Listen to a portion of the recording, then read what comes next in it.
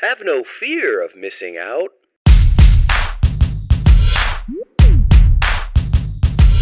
The show's about FOMO. Your host is Brian Fanzo. He'll tell you what you don't know. And now, your host, Social Fans.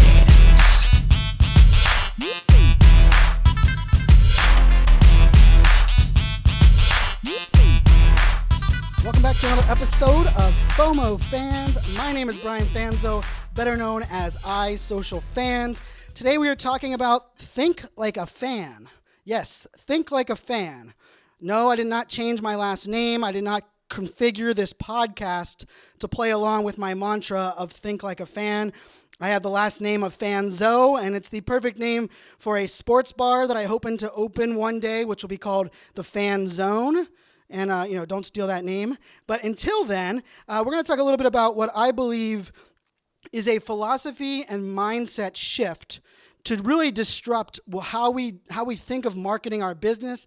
It doesn't matter if you're an enterprise company. It doesn't matter if you're a business. It doesn't matter who you are and what space you're in. The idea of kind of questioning how you do things from a fan's perspective is extremely important. And I'm going to break down to you guys about 8 different ways that I think we have to really reshape this conversation, especially around traditional marketing landscape.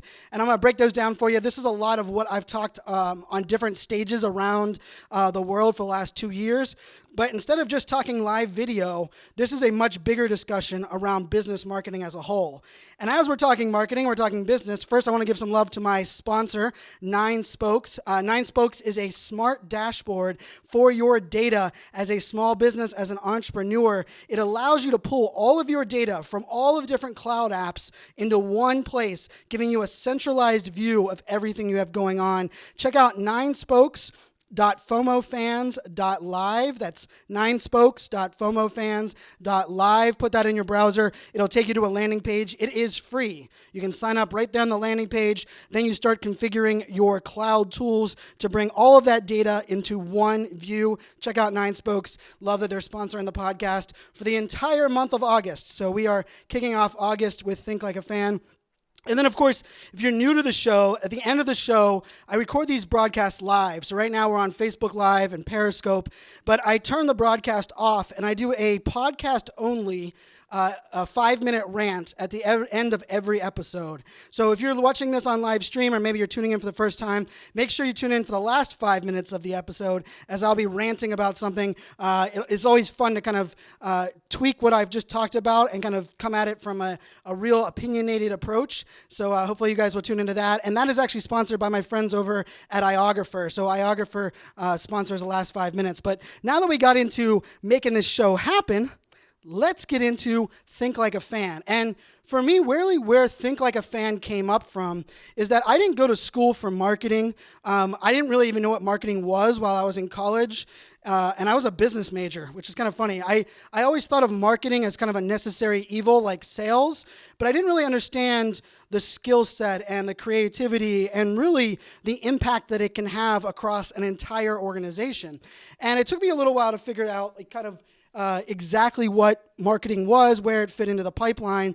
And then, of course, social media marketing really transformed the conversation to another level, because social media really allowed us, I'd say entrepreneurs, small business owners, to start marketing and doing things that traditionally you needed a big budget to accomplish. Traditionally, you needed a marketing agency. And all of a sudden, you were now able to reach your audience. You were able to connect a lot of these dots that you weren't able to connect before. And this was a transformation kind of in what marketing meant and how we are moving things forward. And I would probably say live video was the next great disruptor, because now video can be done from our phones. I mean, we're able to create a video directly from our phone now and do it at a really professional level, to the point where the idea of creating video content from a marketing perspective is no longer about studio rental and all of these other aspects that have really inhibited video kind of taking off. But I want to get into the mindset. And so for everyone that's listening, every time I hear the word disruption or transformation. Of course, the podcast that I co-host with Daniel Newman called Smack Talk. Daniel is a real big thought leader in the digital transformation space. But when you start thinking about disruption and transformation, one of the things I think we forget, or one of the things I think we often assume, is that to disrupt, to transform, means to invent from new. Right? To disrupt status quo, the status quo of marketing, of video marketing, we needed live video. No. To disrupt something to the point where we are actually changing or transforming the result really comes down to a simple process of questioning why you're doing something, what the end results are, and what your desired level of success is. Let me explain how that works, right? So, the idea, Uber is always a great one to use because we can wrap our heads around Uber. Uber didn't say I need to put a flying car in the area so that I could disrupt the taxi cab area. What they did is they questioned, is the only way that we can get a cab is by, sticking our hand up on the side of the street or having the bellhop call the local cab company? Is that the only way? And then the other question became, what is it that we desire from the experience of getting a car, of a cab, of a taxi, right? What is that experience? We prefer safety. We prefer someone that we can trust that's going to get us from point A to point B, and we would really like simplification. I don't know about you guys, but I traveled a lot overseas, and there's nothing more really frustrating and taxing on me than when I was renting a car in Korea or Bahrain or Kuwait or Hong Kong, and I had to think about, okay, I have to have the right amount of money. Hopefully the cab driver can translate what I'm talking about, and then also hopefully that, even as they started taking credit cards, there was really a disconnect, there was a break between the experience of technically all we were doing was calling a car, but the process was really broken. And so what Uber did to disrupt that is they simplified the process. They realized that if we were able to order it on our phone, it would simplify the process. If we were able to connect our billing to our, a master credit card in our company, we wouldn't have to worry about all these people that fake their receipts. If you're in business, you don't realize that everybody kind of fakes their receipts when it comes to taxi cabs. You're like, can I get a blank receipt so I can put the start mileage and the end mileage and how much I tipped you? Because we always put on the receipt that we tipped the taxi driver, full 20% or whatever we decide, knowing damn well that if it was a bad experience, we tip them lower, and we're just kind of, putting that on our receipt.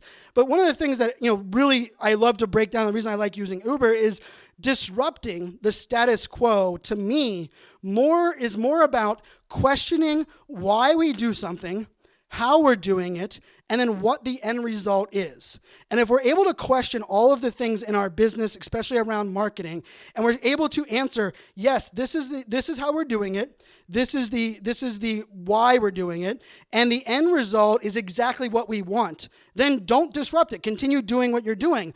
But the craziest part about this conversation is we often do not question what is working today to make sure that it works tomorrow.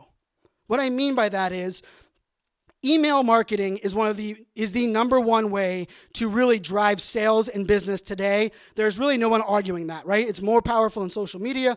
It's because everyone is kind of tied to your inbox. Your purchasing decisions are in the inbox. And also, let's face it, we've been trained to buy and click on links in our inbox even more so than we have on social media. But are you asking yourself as a marketer, as a business owner, am I using email marketing because people have told me it works and I'm doing the same thing as everyone else? Or, hey, my goal of email marketing is to, mature a lead across the funnel. And rather than me continuing to blast everybody with my blog post and my invite, all these things that we already know that we blast everybody with, why don't I reinvent what my email marketing solution looks like? Because my real goal on email marketing is to get people to buy my $100,000, $200,000 tool. Like, this to me is amazing. Whenever I get an email from an enterprise company, let's say Nike, I get an email from Nike, and I get an email from a small business owner that has 2 employees and has has a restaurant here in Fredericksburg, Virginia, and they're using the same template, they're using the same call to action, and they're doing the exact same thing. To me, something is broken. The fact that these two businesses are completely different, the fact that the way that they do business are different, the services they do are different, yet they've all taken the exact same, email marketing course. And the interesting part about this is, if you want to personalize your experience, if you're, my dad always said, the reason we went to hole-in-the-wall restaurants is because my dad liked the intimate experience and being able to connect with the owner. If you're trying to present that you are a business that cares about the people and that you are, it's a one-to-one relationship and we built this on the back of my family and all of these things, why the hell are you copying Nike's email marketing tactics?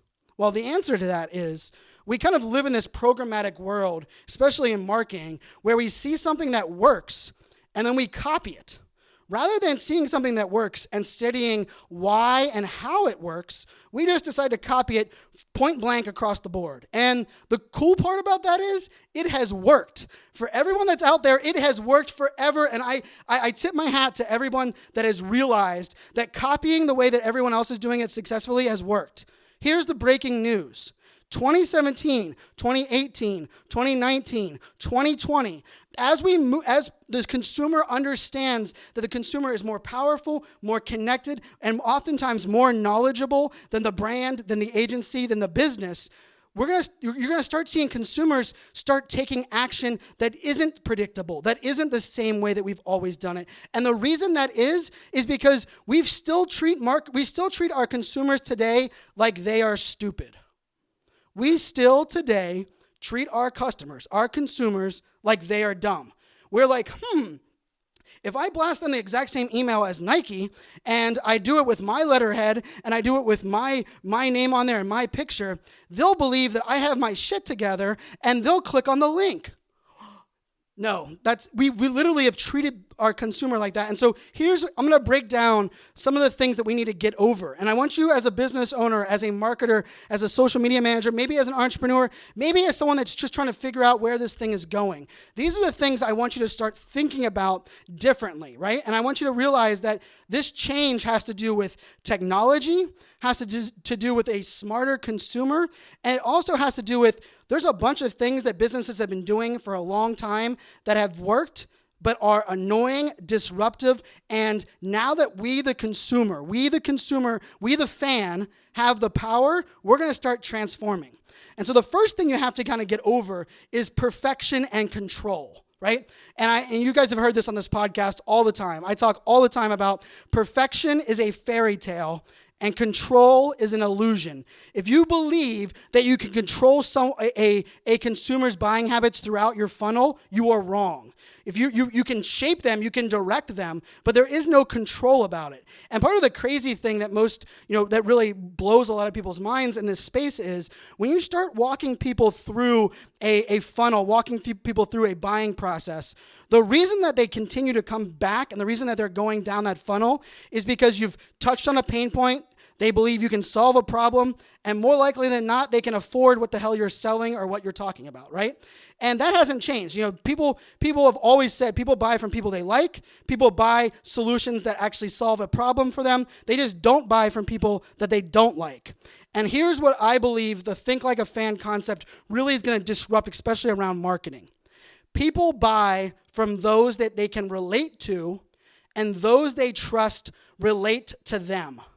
If I can believe that a brand relates to me as the consumer, me as the fan, and understands my pay point and living paycheck to paycheck and having to put my kids through college or whatever the consumer's pain points are, if that consumer trusts that the brand understands who they are, then they're going to continue down that journey. They're going to come along with you. And so this is where perfection is actually oftentimes going to work against you moving forward.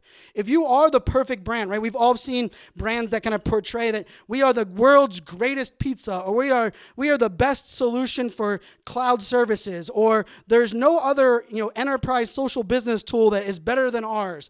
Well, here's the thing. If you're the best in everything, and you're the greatest thing since sliced bread, would you even need to market at me? Would you even need to put me through a funnel? If you were the greatest thing in the world, wouldn't you automatically be my number one choice? And I think this is where I really look at kind of the broken model. And I don't ever want to look at Apple. I don't want to look at Google. I'm not looking at Amazon, right? There's always some exceptions to the rules on how you get things done. I mean, even though I've been screaming for Apple to get on social media for a long time, I noticed that they do have an Instagram account today. So kudos, Apple. Hopefully you're FOMOFanz fans.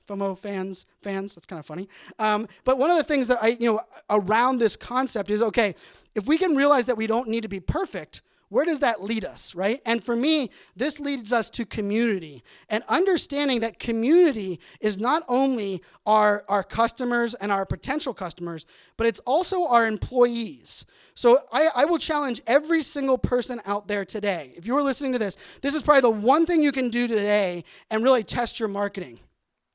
Ask your employees, do they follow you on social media? Do they subscribe to your email newsletter? Do they read your blog posts? Are they using your product?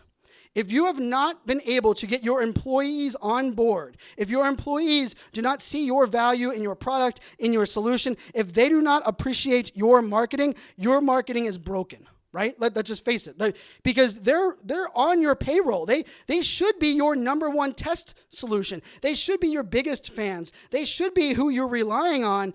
And then guess what? They should be who you're empowering to help tell your story. I truly believe in employee advocacy. I believe that not every employee needs to be a social employee, but every employee plays a role in telling the brand's story. And to do that, you have to trust your employees. Therefore, when you ask your employees, do they read your marketing? Are they subscribed to your email list? Don't ask it in a way that makes them feel defensive. And they're going to say, of course I do. Of course I do. Because that's not what you want. Ask them, hey, I'm curious. If you don't subscribe to our email newsletter for our company, what could we add to our email newsletter that would add value so that you would actually subscribe to it as an employee of our company? You have the greatest feedback loop directly inside your four walls in your business, or your virtual walls if you're like me and you work from home. This, to me, is one of the biggest steps that we have focused on focus groups and personas and influencer marketing this entire time, skipping over the one people that are kind of going to give us the right advice because they're on our payroll. They're part of the solution and they're part of the process. And so I look at this think like a fan. It should be think like an employee. Think like a customer. Think like let's put ourselves in those shoes and say, if my employees think my marketing isn't worth subscribing, if my employees aren't that valuable, aren't that sold into what I'm doing, shouldn't maybe I relook at why I do this and what I share? And I think this comes down to truly understanding the value of your employee. The other part of this is collaboration.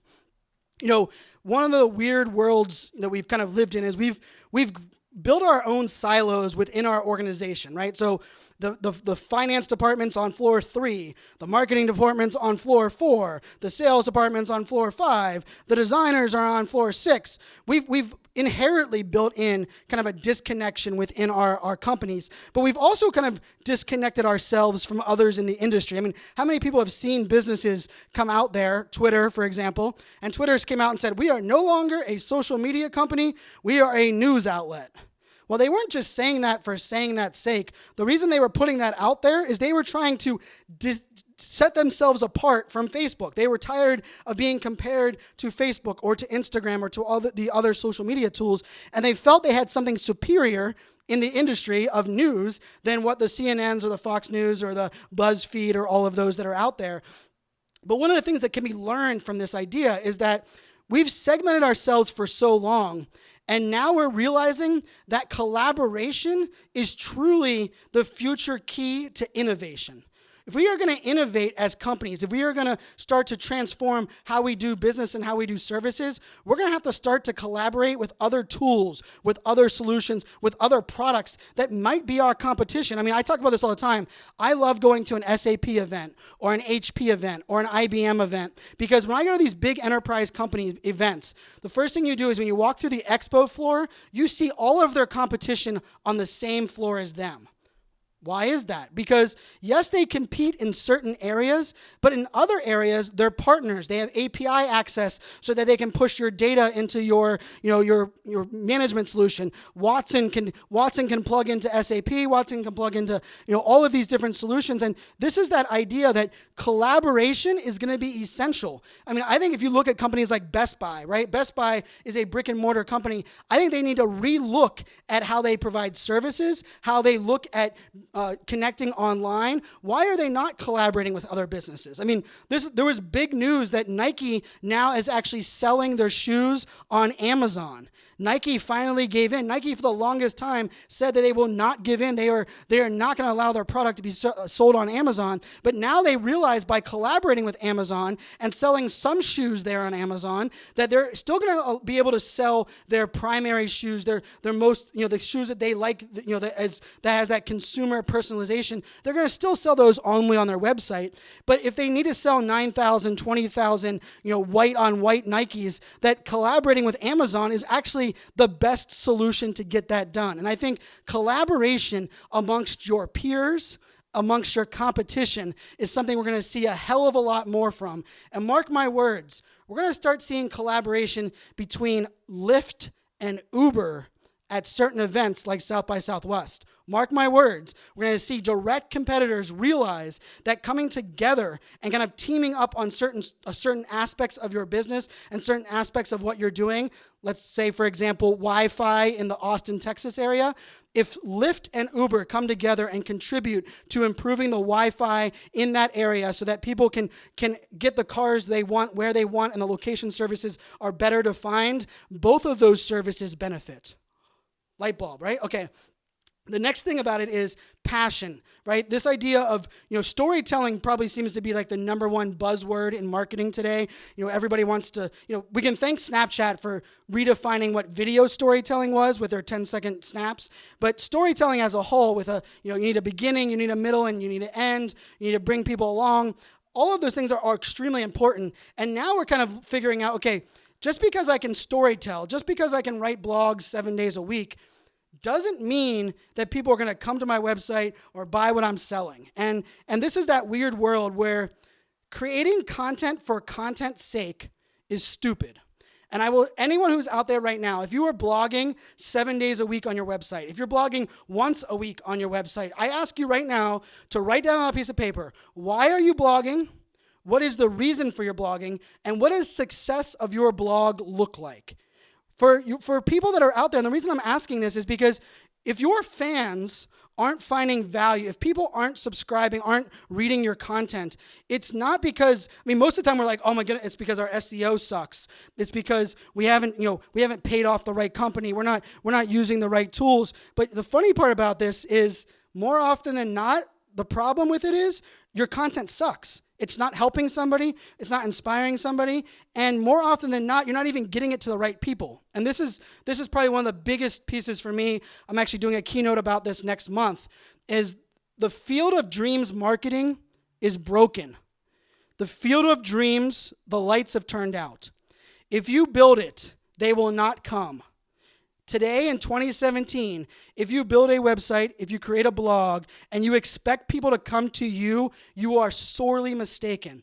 Because not only do we have more channels and more opportunities to consume content, but we now live in this area where we expect brands to come to us. The reason brands are advertising on Snapchat and Instagram, the reason brands are getting involved in live video, the reason that you see companies like, let's face it, Red Bull. I think Red Bull has done an amazing job of creating a media hub. Red Bull is more of a media company than they are a drink company, an energy drink company. And what they've really done is they knew that their consumers were extreme sports lovers, and they knew that to get there, they didn't just want to buy advertising space on the side of a wall at at the snowboard track. They didn't want to put a commercial inside of every X Games. What they decided to do is they said, I want to be a part of this community. I want to invest in the people that are doing great things in this extreme sports community. And then not only beyond that, you need to start understanding that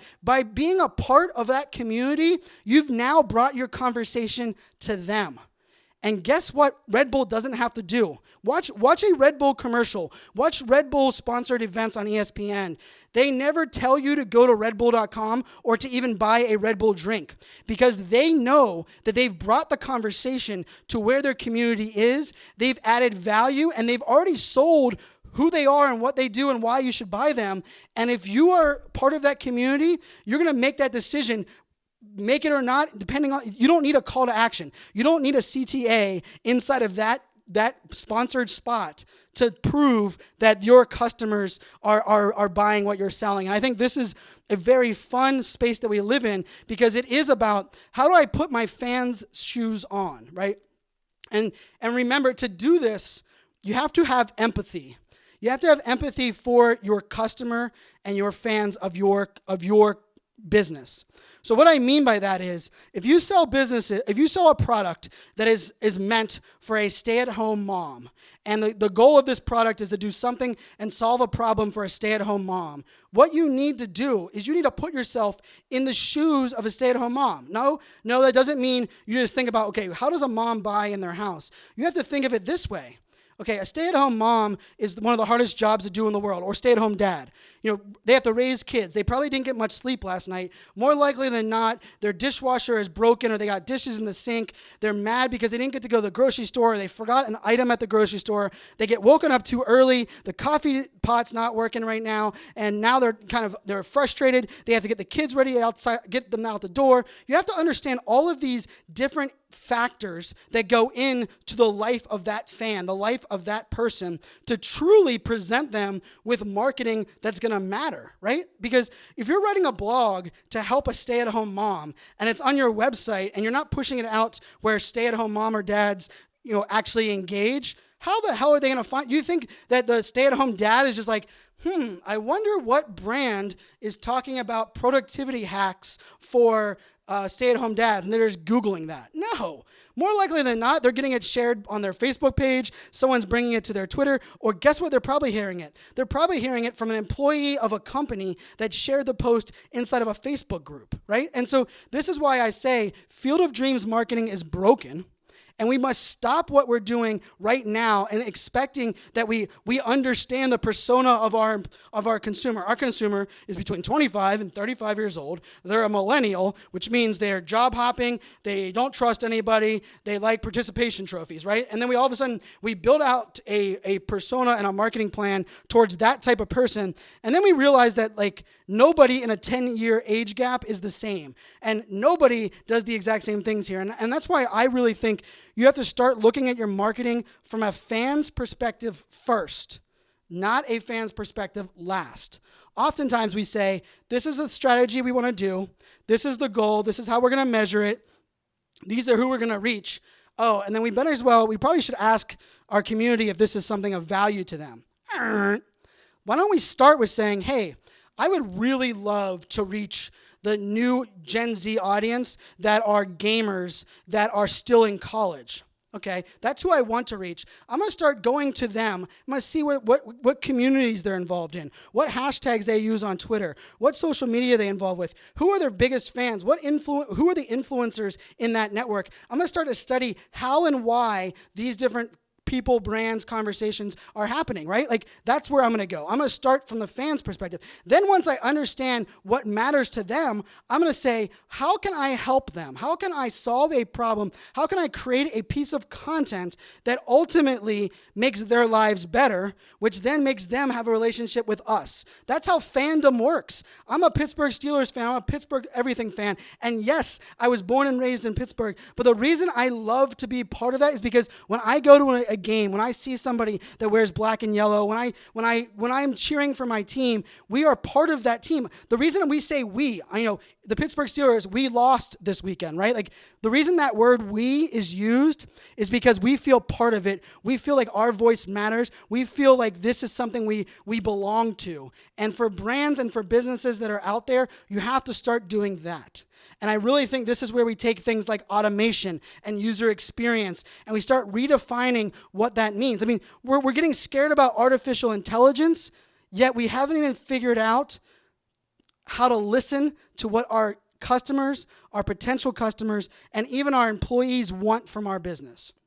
So for everyone that's out there listening, when I use the hashtag #ThinkLikeAFan, and what I do is anytime I see a brand that is creating great content or sharing things from a real fan's perspective, and it's not someone that most of the time, it's not companies that I work for. It's not companies that I've done work with. But it's usually companies that are actually doing things, and I'm like, man, I'm a fan. I mean, I'm a big Converse Chuck Taylor fan. I love wearing Chuck Taylors. I personalize my Chuck Taylors on the website, right? When I get an email from them and they've broken down their new customization options with examples from different people that I enjoy watching or following on social media, as a fan, I'm excited to go to their website. And I'm going to leave you guys with this for this episode. How many times, no matter what your industry is, are people excited about going to your website, reading your content, or engaging with you as a company? Probably not very often. If you simply make this simple change, start thinking like a fan, start putting yourself in the fan's shoes, and start figuring out how can I go to where they are at? How do I solve their problem? How do I make their day and life easier? I can promise you, you're going to start inspiring and getting people excited to come buy from you instead of the marketing that we're doing today, which, let's face it, we're trying to trick people. We're trying to hopefully get on their in their email box whenever they're productive. And to me, this is something that not only is broken, but it's something that we must fix today, because the consumer is getting smarter tomorrow, getting smarter 2 days from now. And soon, we're going to get to a place where just because you disrupt my email box, just because you have a commercial on my website, just because you make me watch a 30-second ad when I get to your YouTube channel, does not mean because I watch that piece of content that I appreciate being disrupted, that I want to buy your tool. People are going to buy from those that they can relate to, and those brands that they trust can relate to them. Challenge you to be that brand, to be that business. Remember, disrupting the status quo doesn't mean blowing everything up or starting something from scratch. It simply means questioning why you're doing something that you've always been doing, what the end result of that is, and if that is the end result that you desire, and that's the end result that's going to allow you to continue to scale and continue to do business. My name is Brian Fanzo. This is episode number 45. Thanks so much for watching. If you love this show and you really want to help me continue growing this with more sponsors and more events, even more episodes, please do me a favor. Leave me a review on iTunes. So just go to itunes.FOMOFanz.live in your browser. That's itunes.FOMOFanz.live in your browser. Leave me a review. I would greatly appreciate a review over there on iTunes. And you guys will be the first to know. Think like a fan. It will not be the last you've heard of this new, redone Think Like a Fan mantra as we move forward in 2018. I can promise you, stay tuned. Some exciting things in the works. My name is Brian Fanzo, better known as iSocialFans. Make it a great day. Go out of your way to tell someone thank you, to tell someone you appreciate what they do. I can promise you, doing something as simple as saying thank you can come back to you tenfold when you need it. All right, hopefully you guys are inspired to think like a fan. I know I am very passionate about this topic, and you might have had to slow down the podcast as I was talking a little fast. But, one of the things that I was really focused on is what brands have to do differently. And I guess for this segment, for this rant that's sponsored by my good friends over there at iOgrapher, my ploy, my really focus for everyone that's listening right now is that we, as the consumer, have to be not only empowered by the fact that we are now smarter, we have more access to data, we have more information at our disposal, but we have to become very active and supportive of those brands and those companies that are doing it the right way. And what I mean by that is we often take to social media, we often take to our Facebook posts, or even to the water cooler, or when we're at the bar. More often than not, we're talking about the brands that suck, the people that have done bad things. It's really, I blame a lot of it has to do with the way that news is delivered, as we focus a lot on the bad news.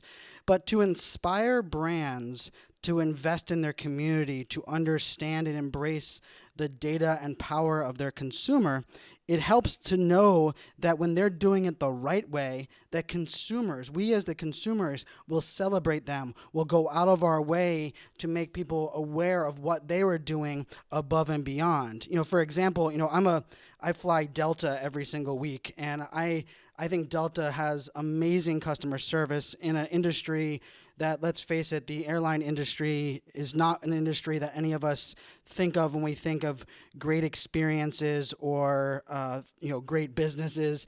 But one of the things that Delta has really gone out of the way for me, and I'm a premium member flyer with them, is that I do all of my engagement, all of my troubleshooting. Every time a flight is canceled, I engage and do all of my communication via Twitter direct message. And so we have a Twitter direct message stream, myself with the customer service department of Delta, that goes back almost 2 years, where if my flight got canceled this past week and I had landed and I got a 4-hour delay and all of a sudden the flight was canceled, and everyone went rushing to the podium, and I simply opened my Twitter DM and said, hey guys, this is my flight number, this is my flight, can you figure out what's the next flight option for me to be on? And the interesting thing was, just like they have every single time, they replied back in a matter of minutes, told me that I was already rebooked, let me know that this was the situation and what was going on. They even let me know that, although my flight was canceled, that I could go find a red coat, and they actually even told me what I should say when I go up to them so that I could get a voucher to stay the night. And this is, to me, the essence of great social customer service. And I went out of my way, and I go out of my way every time to post that on Twitter and share that with my followers, because I believe there's no way for me as a consumer to have American Airlines or United or some of these other airlines open their eyes to this amazing service that Delta is providing me unless I'm celebrating that, right? And it's not even just other airlines, but if I want my hotel chains, or if I want to inspire other brands to do things like this brand is doing that I really enjoy, shouldn't we celebrate that? And so I challenge you, and this is a little bit less of a rant, more of a challenge segment. I challenge you to think about brands that have gone above and beyond. Think about brands that you read their email newsletter every single time because it does 2 or 3 things. Do you post about those brands? Do you share those out? Do you tell people, hey, did you guys, I really love, one of the brands, of course, that I talked about on the episode, Converse. I love Converse and Nike's email. They do a great job of keeping it up to date, keeping it short, not making it very salesy, and they kind of, don't bombard me with more than 1 or 2 emails a week total. And I think these are the things for us as the empowered consumer. We have to take it upon ourselves to celebrate those wins. And so I challenge you, think about in your business, think about even in your life as a consumer. What brands do you like? What brands are doing a great job for you? And let's post about them. Let's celebrate them. Let's write a blog post about them. Let's tweet at them and say, thank you for doing this. Thank you for going above and beyond. And don't just tell them, hey, you're great. Tell them why and what they're doing that makes them great. Because not only will that continue to inspire brands to think differently and think like a fan, but it will also put other brands on notice and give them the answers. Hey, did you know that Delta is doing this on social DM, and they've eliminated my need to get on the phone or wait in long lines when I have, flights canceled. And as a busy business traveler, this is massively valuable. By putting out the how and why Delta is so amazing for me, it allows other brands to learn from that, not just be jealous or think that just must be someone that's paid to talk about them as a brand. Because the craziest thing about it is the brands I talk the most about, Delta, Buffer, Dunkin' Donuts, Converse, these are all brands that I am a massive fan of, and they have never paid me 1 penny or even reached out to pay me.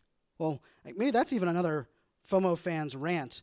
Why are not more brands turning to their fans and empowering them as their influencers and advocates? But that's another podcast. For this one, I challenge you, let's celebrate those good brands. Let's put them on notice and let the world know what brands we enjoy, what brands are doing it right, hopefully to empower others, as we are now the empowered.